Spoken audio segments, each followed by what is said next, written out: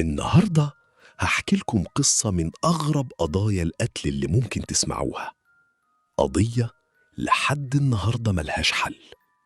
كل اللي شافوا الملف ده قالوا نفس الجملة: أكيد القاتل كان قريب جدا، بس محدش انتبه له.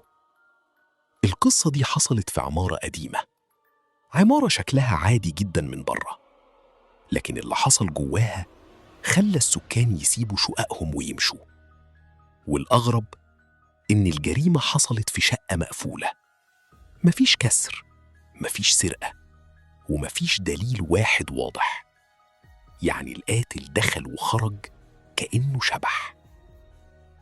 اقفل النور وحاول تعيش كل تفصيلة معايا، عشان اللي هتسمعه النهاردة هيخليك تشك في أي باب مقفول حواليك.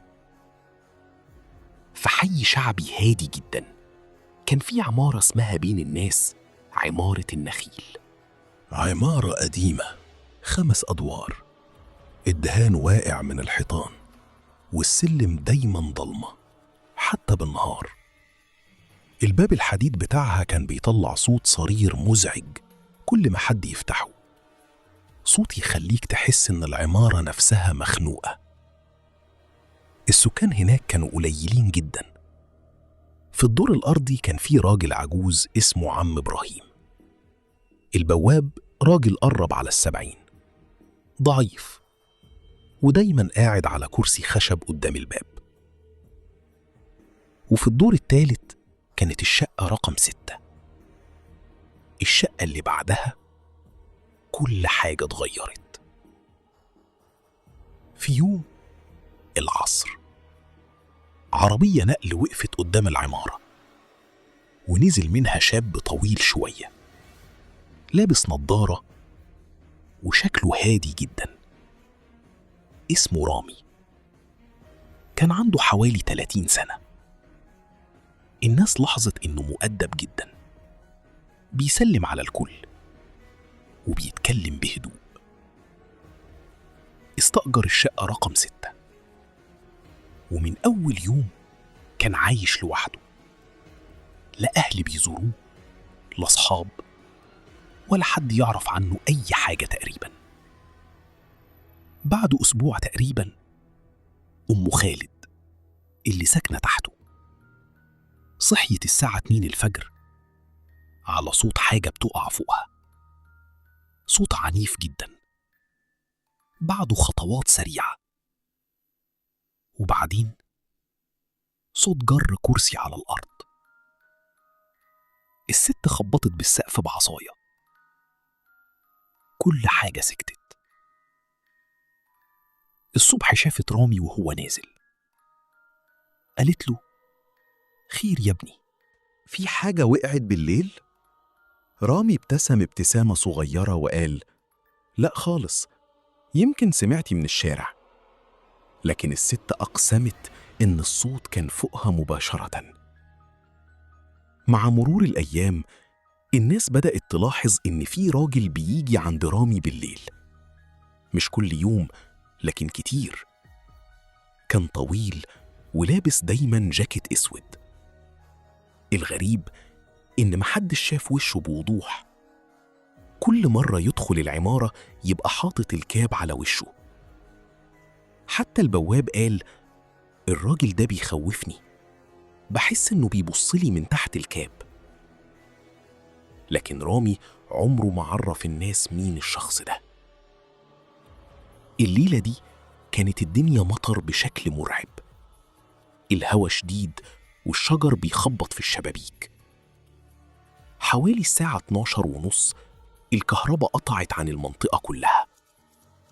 العمارة غرقت في الضلمة.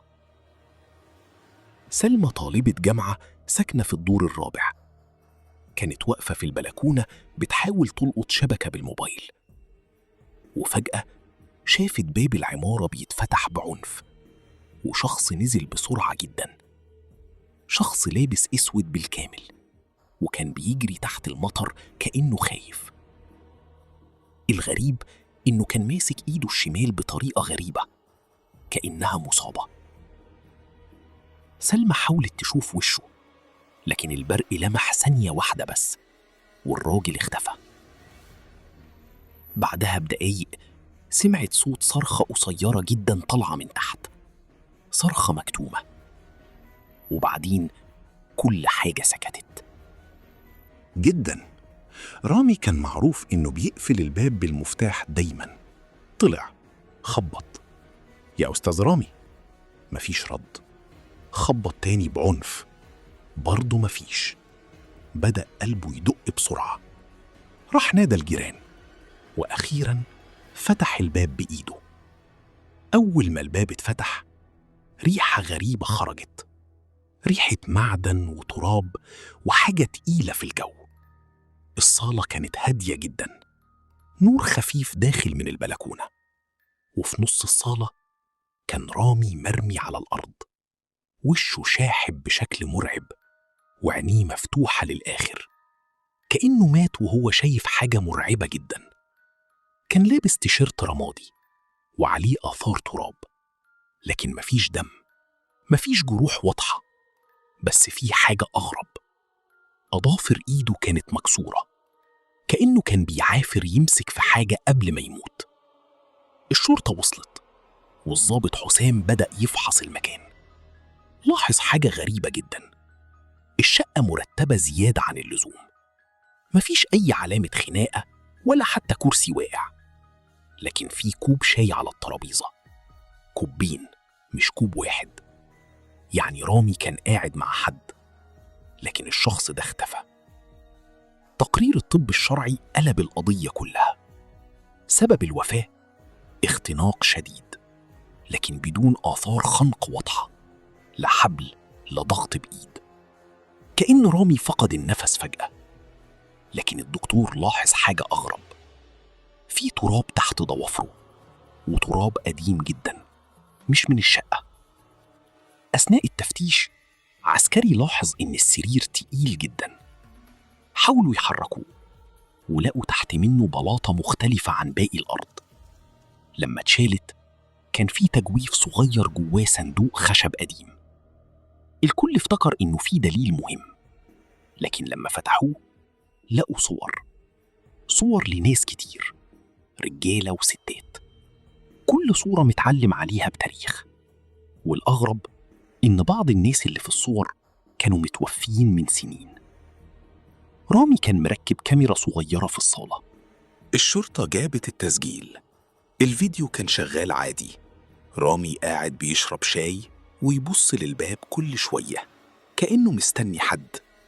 الساعة كانت 12:41، وفجأة خبطتين على الباب. رامي اتوتر وقام يفتح. الكاميرا ما جابتش الباب بالكامل، لكن ظهر جزء من شخص واقف لابس اسود. رامي قال: انت؟ بصوت متفاجئ جدا، كأن الشخص ده معروف ليه. بعدها الصورة بدأت تشوش والكاميرا فصلت.